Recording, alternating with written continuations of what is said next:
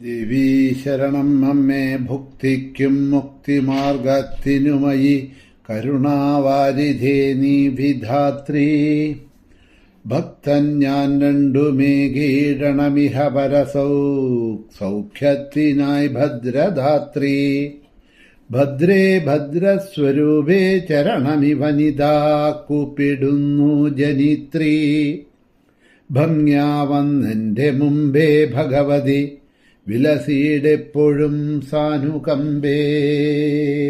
ദേവീ ശരണം അമ്മേ. സുപ്രഭാതം, ശുഭദിനം. എല്ലാ ധന്യാത്മാക്കൾക്കും പുലർകാല വന്ദനം. ശ്രീമദ് ദേവി ഭാഗവത നിത്യപാരായണ പരമ്പരയുടെ ഇന്നത്തെ യജ്ഞവേദിയിലേക്ക് എല്ലാ സജ്ജനങ്ങൾക്കും സുസ്വാഗതം. കഴിഞ്ഞ 3-4 അധ്യായങ്ങളായിക്കൊണ്ട് ദീർഘമായിട്ട് നരകവർണ്ണനയാണ് അവലോകനം ചെയ്തുകൊണ്ടുവന്നത്. ജീവൻ ചെയ്യുന്നതായിട്ടുള്ള കർമ്മങ്ങൾക്ക് അനുസൃതമായി കിട്ടുന്നതായിട്ടുള്ള നരകങ്ങളും ആ നരകങ്ങളിൽ ജീവൻ പോയാൽ അനുഭവിക്കേണ്ടി വരുന്ന യാതനകളെയുമാണ് വളരെ ദീർഘമായിട്ട് ഇവിടെ സ്വയം സ്വർഗവും നരകവും നമുക്ക് തരുന്നതായിട്ടുള്ള യമധർമ്മൻ സ്വയം സത്യവാന്റെ പത്നിയായ സാവിത്രി ദേവിക്ക് പറഞ്ഞുകൊടുക്കുന്ന ഭാഗങ്ങളെയാണ് നാം അവലോകനം ചെയ്തു വന്നത്. അപ്പോൾ അവിടെ അവസാനമായിട്ട് പറഞ്ഞു, ആരൊക്കെയാണോ ഈ ദേവിയെ ഭജിക്കുന്നത്, ദേവി ഭക്തന്മാരായിട്ടുള്ളത്, ദേവിയെ പൂജിക്കുന്നത്, ദേവിയുടെ ആശ്രയത്തിൽ ഇരിക്കുന്നത്, അവർക്ക് ഈ നരക ഭയത്തിന്റെ ആവശ്യം വരുന്നില്ല. അവർക്കൊന്നും നരകത്തിന്റെ ആവശ്യമേ ഇല്ല, നരകത്തിൽ പോകേണ്ടി വരുന്നില്ല. അവർ നരകത്തിൽ നിന്നും മുക്തരാണ് എന്ന് പറഞ്ഞിരുന്നു. അത് കേട്ടപ്പോഴാണ് സാവിത്രി വീണ്ടും ധർമ്മരാജനോട് ആ ദേവീ ഭക്തിയുടെ പ്രാധാന്യങ്ങൾ എന്തൊക്കെയാണ് എന്ന് ചോദിക്കാൻ തുടങ്ങുന്നത്. അങ്ങനെയുള്ള സാവിത്രിയുടെ ചോദ്യത്തിലൂടെയാണ് ഈ അടുത്ത 36-ാമത്തെ അധ്യായം തുടങ്ങുന്നത്. സാവിത്ര്യുവാച ധർമ്മരാജ മഹാഭാഗാ വേദാംഗപാരകാ നാനാ പുരാണ ഇതിഹാസേയൽ സാരം തൽ പ്രദർശയ. വേദങ്ങളുടെ മറുകര കണ്ടവനായിട്ടുള്ള ഹേ ധർമ്മരാജൻ, പല പുരാണങ്ങളുടെയും ഇതിഹാസങ്ങളുടെയും പരമമായ തത്വം എന്താണ് എന്ന് വിശദീകരിച്ചു പറഞ്ഞാലും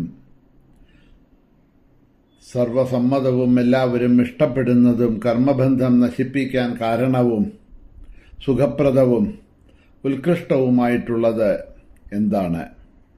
എല്ലാ അഭിഷ്ടങ്ങളെയും തരുന്നതും എല്ലാ മംഗളങ്ങൾക്കും കാരണമായിട്ടുള്ളതും എന്താണ്?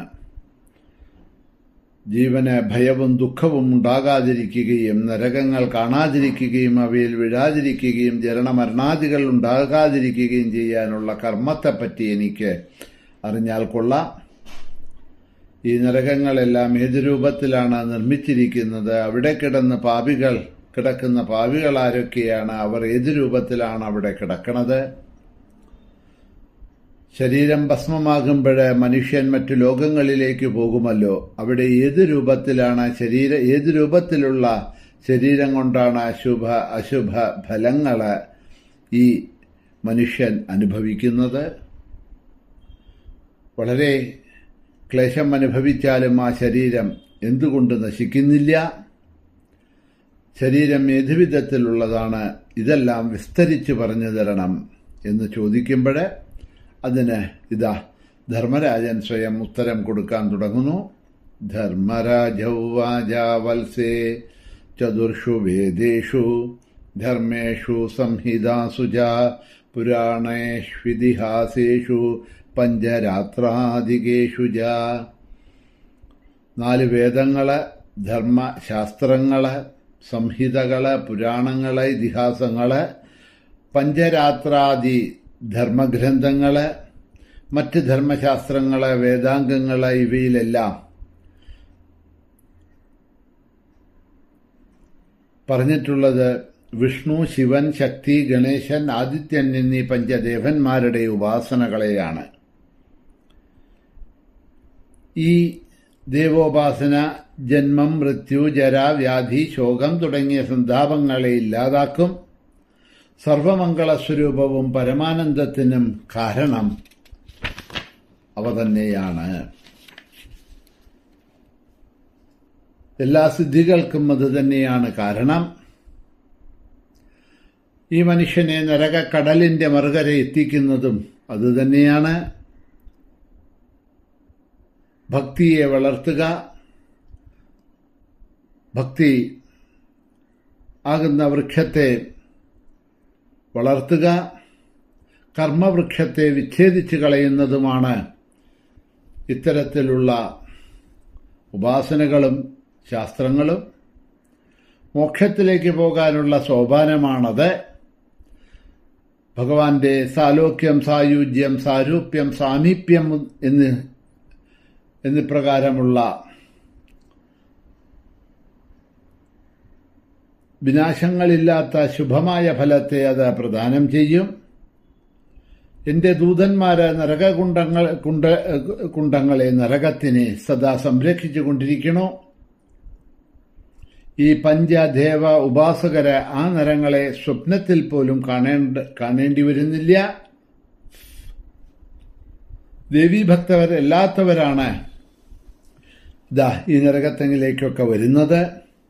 ഹരിയുടെ പുണ്യതീർത്ഥങ്ങളിൽ പോകുന്നവരും ഹരിവാസരം അനുഷ്ഠിക്കുന്നവരും ഹരിയെ നിത്യം നമിക്കുന്നവരും ഹരിപൂജ ചെയ്യുന്നവരും എന്റെ അതിഭയാനകമായ സംയമനീപുരത്തിലേക്ക് വരേണ്ട ആവശ്യമേ വരുന്നില്ല. ത്രിസന്ധ്യകള് വിധിവണ്ണം അനുഷ്ഠിച്ച് ശുദ്ധരായിത്തീർന്നവരും ആചാരശുദ്ധവരും ആയിട്ടുള്ളവര് ദേവീപൂജ ചെയ്യാതിരുന്നാൽ മോക്ഷത്തിന് അർഹരാകണില്ല.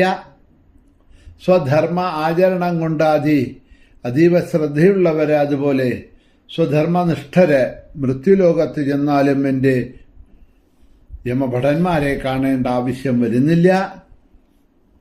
ഗരുഡനെ കണ്ട സർപ്പങ്ങളെപ്പോലെ ശിവ ഉപാസകന്മാരെ കണ്ടാൽ ഭയപ്പെടുന്നവരാണ് എന്റെ ഭൃത്യന്മാര്. ഹസ്തനായിക്കൊണ്ട് അവരുടെ അടുത്തേക്ക് പോകുന്ന യമദൂതനെ ഞാൻ വിലക്കുകയും ചെയ്യും. ഹരിഭക്തന്റെ ആശ്രയസ്ഥാനമൊഴികെ മറ്റെല്ലായിടത്തും അവർ പോകും. ഹരിഭക്തരെ മാത്രമാണ് അവർ ഭയപ്പെടുന്നത്. ദേവീമന്ത്ര ഉപാസകരുടെ പേരുപോലും ചിത്രഗുപ്തനും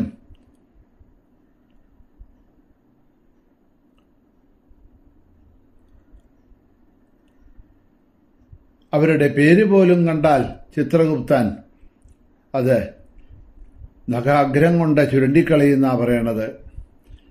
അവർക്ക് ബഹുമാന പുരസ്സരം മധുവർക്കാദികളൊക്കെ പലവട്ടവും നൽകി ദേവീഭക്തര് ബ്രഹ്മലോകവും കടന്ന മണിദ്വീപത്തിലെത്തും.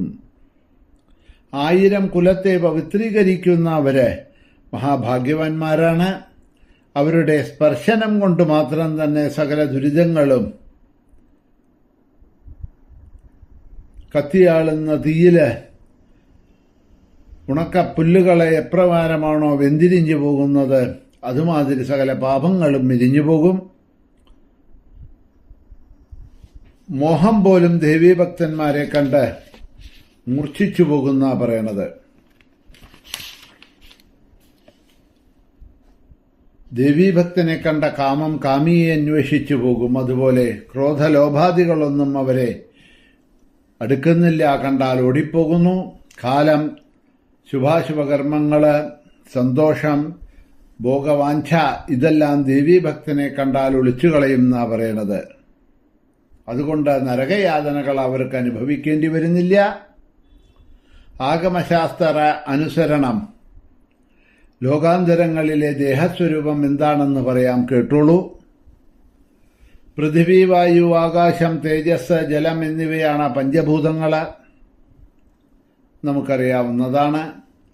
സ്രഷ്ടാവ് സൃഷ്ടി നടത്തുന്ന സമയത്ത് ദേഹികളുടെ ദേഹത്തിന് ബീജമായിരിക്കുന്നത് ഇവയാണ്. പഞ്ചഭൂതങ്ങളിൽ നിർമ്മിക്കപ്പെടുന്നതാണ് ഈ ശരീരം. അതുകൊണ്ട് തന്നെ നിർമ്മിക്കപ്പെട്ടതായതുകൊണ്ട് കൃത്രിമമാണ്, നശ്വരമാണ്, നശിക്കുന്നതാണ്. അവസാനം ഭസ്മമായി തീരുകയും ചെയ്യും. അങ്ങനെ ഭസ്മമാകുന്ന അവസരത്തിൽ അങ്കുഷ്ടമാത്രനും പരമപുരുഷനും ബദ്ധനുമായ ജീവൻ സ്വയം ഭോഗങ്ങൾ അനുഭവിക്കുന്നതിന് വേണ്ടി സൂക്ഷ്മമായ ദേഹത്തിനെ കൈക്കൊള്ളുന്നു. അങ്ങനെ സൂക്ഷ്മമായ ദേഹത്തിനെ കൈകൊണ്ട് എൻ്റെ ലോകത്ത് വെച്ചും ആ ശരീരം ഭസ്മമാവില്ല. വെള്ളത്തിൽ ദീർഘകാലം കിടക്കുന്നത് കൊണ്ടോ പ്രഹാരമേൽക്കുന്നത് കൊണ്ടോ കൂർത്തമുള്ള കൊള്ളുന്നത് കൊണ്ടോ ശസ്ത്രങ്ങൾ ഏൽക്കുന്നത് കൊണ്ടോ തിളച്ച വെള്ളത്തിലോ ഉരുകിയ ലോഹത്തിലോ ചുട്ടുപഴുത്ത പാറയിലോ കിടക്കുന്നത് കൊണ്ടോ പഴുത്ത ഇരുമ്പ് പ്രതിമയെ പുൽകിയതുകൊണ്ടോ നരക കുണ്ഡത്തിലേക്ക് വലിച്ചെറിഞ്ഞതുകൊണ്ടോ ആ ദേഹം ദഹിക്കുകയോ തകരുകയോ ചെയ്യണില്ല. അങ്ങനെയുള്ള ജീവൻ ദുഃഖം അനുഭവിച്ചുകൊണ്ടേയിരിക്കും.